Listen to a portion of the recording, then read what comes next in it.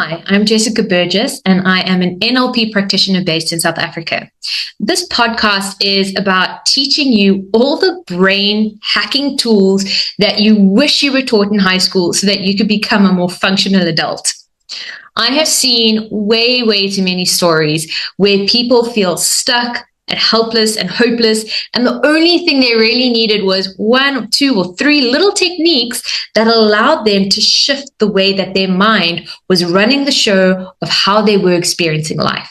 So if you love how the brain and the mind interact together to create your reality, then make sure that you subscribe to the channel and don't forget to click the bell icon so that you stay up to date with any new episodes. So why do we keep getting stuck even when we know better? The simple answer is that your stuck behavior feels more rewarding to your mind than changing it does. So let's unpack this a little bit. The brain, it's wonderful, but it's a machine, and it wants to optimize programs for maximum energy and time efficiency. It automates what is repeated so that it can have more capacity to focus on things that it deems more important. It's kind of like a learning AI. What this also means is that the brain is reluctant to automatically change any old programs on a whim, because that requires more time and more energy. And this is where your mind comes in, which is different to the brain. See, the mind is what you are in charge of directing, monitoring, and keeping healthy. Your brain is just an organ in your head that takes instructions from your mind. So here's where things get interesting. You see, because many of us want to get mad at our brain for keeping us stuck, but our brain is just doing what it's told or defaulting to old base coding when it isn't being consciously directed. And that old base coding is where we feel stuck in a loop. That's pretty significant because what it means is that we are in the driver's seat of how we choose to experience life. So with this knowledge, why is it we actually keep getting stuck? See, the first big mind trap that I think we often fall into is that we try to do extremist lifestyle change. And what that looks like is your cold turkey, radical diet shift, 7 days a week in the gym for 3 hours a day kind of a vibe as your starting point. It's intense. Like we mentioned earlier, your brain, it loves efficiency and it loves automation, and it avoids anything that feels too difficult or too time and energy consuming. And the thing about change is it takes time, it takes energy, and it feels difficult and uncomfortable because it's a whole new neural pathway that you're trying to set up. So radical changes like this only last in short bursts, and we often end up self-sabotaging them later on. And I believe this is for 3 reasons. Reason number 1, we haven't shifted our core identity. So we're trying to operate a new life system with old life brain coding. It just doesn't work. Reason number 2 is that we haven't yet built the capacity in our mental and physical world to actually sustain this change long term. So it's kind of like a house of cards that falls at the smallest of breezes or the tiniest of inconveniences.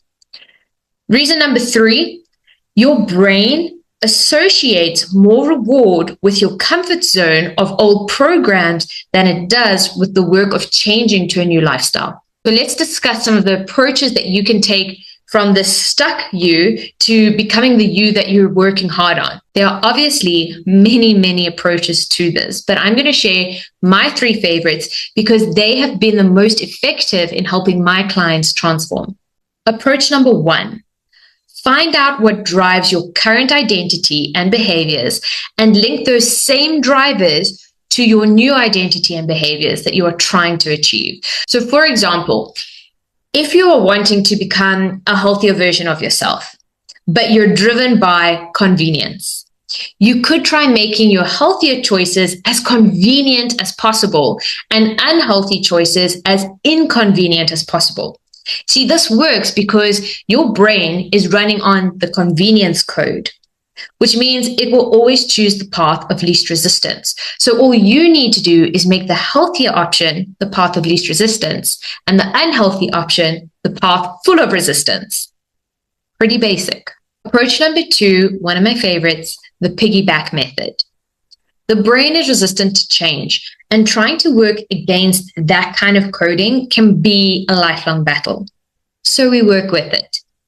The piggyback method is when you use current daily behaviors and piggyback your new desired behaviors with them until you feel the shift in your routine that becomes a new habit. An example of this would be, let's say, sticking to the healthier version of yourself is you are going to brush your teeth every morning. So before you brush your teeth, you're going to do 5 jumping jacks and then brush your teeth. It's a very simple example, but you get the point. This works because your brain doesn't feel like it is having to add to an already busy schedule. A new small behavior just naturally becomes part of your routine. Approach number 3. Approach number 3 is the modeling method. This is when you select a person as a role model in a particular area that you want to shift. And you literally start modeling their lifestyle, but not just the parts that you want to shift. You look at their beliefs around this new shift, their habits, their thinking patterns, their language patterns. How do they speak to themselves and others? What are their goal setting methods? Why this works is instead of your brain having to try spend extra energy and time figuring out this new lifestyle, which, as we know, takes more time and energy that we know the brain is not going to willingly want to give us long term. This strongly directs your brain to move into its achievable goal with a clear insight available. You see, the brain loves a clear, what exactly do you want me to do and why do you want me to do it? So this makes your brain feel like it's not mindlessly working on something that is going to take time and energy endlessly for the rest of your life, but it has a very clear, this is what we're working towards and here's a strategy, so let's move. And your brain then follows suit. Now, if any of these methods today landed for you and sounded exciting, then make sure that you sign up for my next Brain Lab workshop, where I'll be sharing these methods and more and breaking them down into step-by-step frameworks that you can follow so that you can hack your brain coding and start directing how it is running your life. I'll drop the sign-up link for Brain Lab in the description below, so you can just go and join the next workshop, but make sure you hurry because there are limited spots available and these workshops fill up pretty quickly.